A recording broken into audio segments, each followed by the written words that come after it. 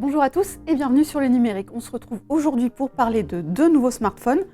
Pas tout à fait ceux-ci, mais presque, les Galaxy Z Fold 4 et Z Flip 4. Ces deux smartphones ont été annoncés pendant un Galaxy Unpacked, l'événement habituel de Samsung au cœur de l'été. Ces deux smartphones ressemblent beaucoup aux Galaxy Z Fold 3 et Galaxy Z Flip 3 présentés l'année dernière.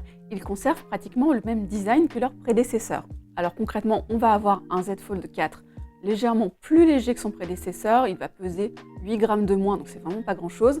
Il est un tout petit peu moins haut et Samsung promet un ratio d'écran un tout petit peu plus large, ce qui permet, quand le smartphone est fermé, d'avoir une meilleure prise en main et un clavier un tout petit peu plus confortable pour par exemple saisir des messages. Et puis une fois qu'il est déplié, d'avoir un ratio plus pratique pour la consultation de navigateur ou pour la consultation de vidéo. Au rayon des changements, on va avoir une nouvelle puce, bien sûr la Snapdragon 8 Plus Gen 1 de Qualcomm, qui remplace donc le Snapdragon 888 de l'année dernière, donc là c'est un refresh. On va en outre avoir un léger changement au niveau du capteur qui se trouve sous l'écran du Z Fold 4. On se rappelle que c'était un appareil photo donc caché sous son écran avec une densité de pixels assez faible pour justement laisser passer la lumière et pouvoir prendre des photos. Là cette année, Samsung indique que cette densité de pixels a été améliorée donc pour avoir un capteur qui disparaît encore plus sous l'écran. Cette dalle, on rappelle, est une dalle AMOLED de 7,6 pouces, donc la même dimension que l'an dernier, sauf que son ratio est un petit peu différent, donc un petit peu plus étiré en largeur. On va avoir la même définition. On va également avoir un taux de rafraîchissement de 1 à 120 Hz, donc assez classique pour du très haut de gamme. À l'extérieur, également un taux de rafraîchissement adaptatif, mais de 48 à 120 Hz, toujours sur une diagonale de 6,2 pouces, mais là aussi un petit peu plus large pour une meilleure préhension. Donc qu'est-ce qui change concrètement? Pas grand-chose au niveau des écrans, pas grand-chose au niveau de la puce à l'intérieur, qui est donc la plus haut de gamme du moment, mais comme c'était le cas l'an dernier. Par contre, on va avoir de l'amélioration au niveau de la photo. Ici, Samsung indique s'être inspiré des Galaxy S22 et S22 Plus. On va donc avoir un triple module photo au dos du Z Fold 4, avec un capteur de 50 mégapixels avec un grand angle, un autre de 12 mégapixels avec son ultra grand angle, et puis un dernier de 10 mégapixels avec un téléobjectif pour avoir un effet de zoom par 3. Donc ici, on devrait avoir, et c'est ce qu'on vérifiera lors de nos tests, des résultats équivalents aux Galaxy S22 et S22 Plus, et on l'espère un peu meilleurs puisque le logiciel a eu le temps d'être mis à jour et donc d'être perfectionné. Si on n'a pas de changement au niveau de la charnière, que toutefois Samsung indique être un tout petit peu plus petite, ni au niveau du renflement à la pliure de l'écran, on a quand même du mieux au niveau de la batterie. On va avoir une capacité cette année de 4400 mAh, donc éventuellement une autonomie un peu meilleure, d'autant que le Snapdragon 8 Plus Gen 1 est censé être moins énergivore que le Snapdragon 8 Gen 1 tout court. C'est ce qu'on vérifiera lors de nos tests. On a toujours une charge à 25 watts, de la charge filaire à 15 watts. Somme toute, un combo assez classique, toujours sans chargeur à l'intérieur du coffret. Voilà pour l'aspect matériel de ce Z Fold 4. Au niveau logiciel, peu de changements. Alors on va avoir une nouvelle version de One UI. On va avoir quelques nouveautés comme une barre des tâches qui va apparaître en bas d'écran, qui va permettre de mieux maîtriser le multitâche, quelques nouveaux gestes, mais somme toute des modifications relativement ténues qui ne révolutionnent pas l'expérience. Donc on a un smartphone qui est assez mature et qui ne devrait pas énormément changer par rapport au Z Fold 3, d'autant que le stylet qu'on attendait un petit peu sur cette nouvelle version n'apparaît toujours pas, il reste en option comme l'an dernier, on pourra le mettre dans une coque en plus, voilà, si on a envie d'avoir un smartphone un peu plus complet. Alors ça c'était pour le Galaxy Z Fold 4. Quant au Flip 4, là aussi on va avoir très peu de changements. On a toujours un écran de 6,7 pouces à l'intérieur du smartphone, qui va être toujours pliant au format clapet.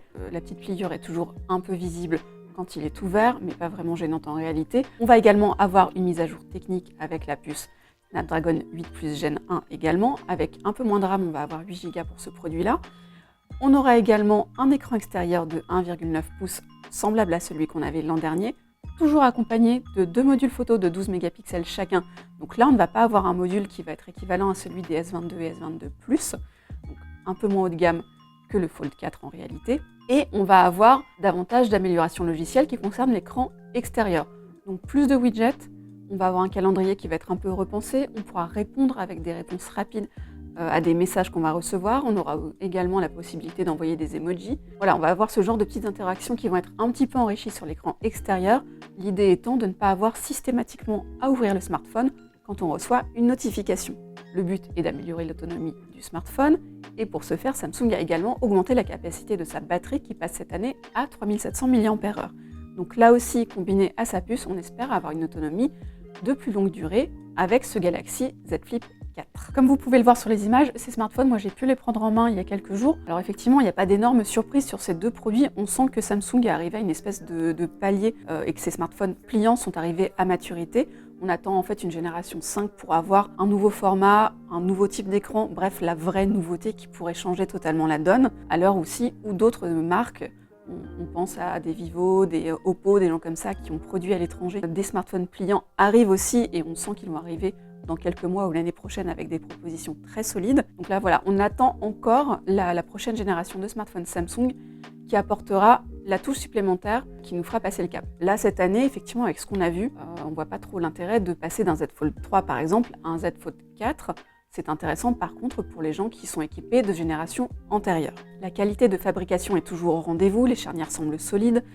Voilà, les qualités d'écran aussi ont l'air d'être parfaitement maîtrisées, comme d'habitude chez Samsung, j'ai envie de dire. Bref, les smartphones donnent envie d'être testés et on reviendra vers vous d'ici très peu de temps avec des tests complets qui permettront de savoir si oui ou non on a passé un cap au niveau de l'affichage, mais aussi au niveau de la photographie. Tout ça a évidemment un prix. Samsung n'a pas changé de tarification par rapport à l'an dernier. On démarrait à 1 799 € pour le Fold 3, c'est également le cas pour le Fold 4 cette année. On va avoir 3 versions qui commencent à 256 Go de stockage et qui vont jusqu'à 1 Tera pour la version la plus onéreuse qui dépasse les 2 000 € de facture. Quant au Galaxy Z Flip 4, il va commencer à 1 109 € pour une version 128 Go cette fois-ci. Et on aura la version la plus généreuse en stockage à 512 Go. Tous ces produits seront disponibles à compter du 26 août. Ils seront en précommande à l'issue de la conférence Unpacked de Samsung. Et vous aurez diverses offres de reprise d'anciens smartphones pour accompagner tout ça et faire baisser un tout petit peu la facture. Vous le savez, ma spécialité tient plutôt aux smartphones, mais cet Unpacked n'était pas seulement consacré à ces Flip et Fold 4.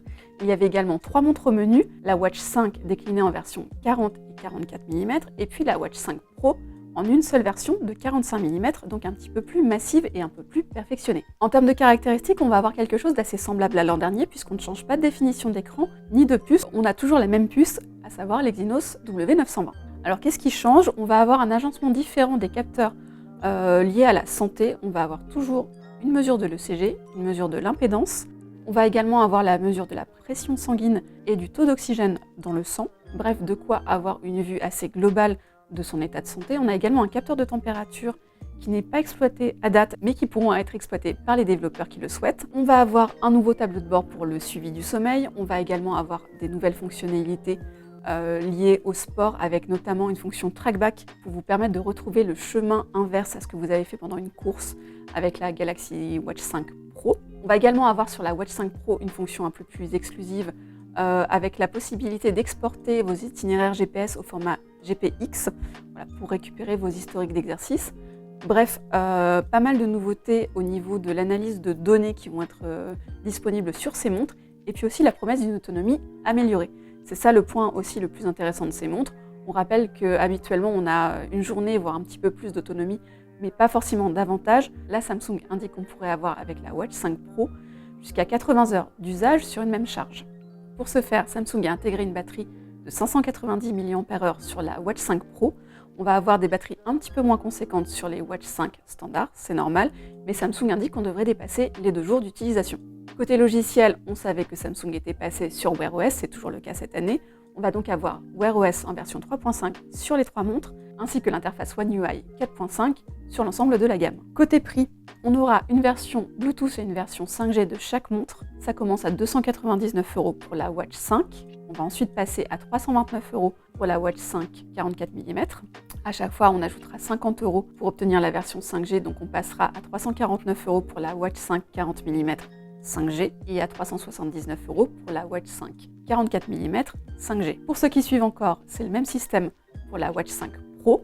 On va avoir donc un prix qui démarre à 469 € pour la version Bluetooth et à 519 € pour la version 5G. Vous pensiez que c'était tout? Eh bien non, puisqu'il y a aussi une paire d'écouteurs True Wireless au menu de cet Unpacked. Ce sont des Galaxy Buds 2 Pro. Alors ces écouteurs, ce sont à peu près les mêmes physiquement que l'an dernier, ils ressemblent d'ailleurs à ceux-là. La différence tient à ce qu'ils sont légèrement plus petits, de 15% nous dit Samsung, avec une meilleure autonomie, une réduction de bruit active un peu plus performante, avec davantage de micros d'ailleurs pour y arriver, et surtout on va avoir des nouveautés logicielles avec un nouveau codec hi-fi de Samsung, mais aussi de l'audio à 360. donc une meilleure spatialisation audio. Alors tout ça, ça demande à être testé évidemment. Moi, j'ai pas pu avoir un essai complet de ces écouteurs, donc on attendra que nos camarades du service audio vous en fassent un test complet qui devrait arriver sous peu pour nous prononcer sur ces écouteurs qui sont de toute façon taillés pour les smartphones Samsung, puisque la partie Hi-Fi annoncée par la marque fonctionne exclusivement avec les smartphones, vous l'aurez deviné, Samsung. Un dernier point bien sûr, le prix pour ces écouteurs. Un seul tarif et c'est bien pratique, on va les retrouver à 229 € dès maintenant puisqu'ils ne sont pas en précommande à l'issue de l'Unpacked mais ils sont disponibles immédiatement. Voilà pour les nouveautés de Samsung lors de cet Unpacked. Comme d'habitude, énormément de produits avec énormément de caractéristiques à retenir. Pour notre part, nous avons beaucoup de tests à mener.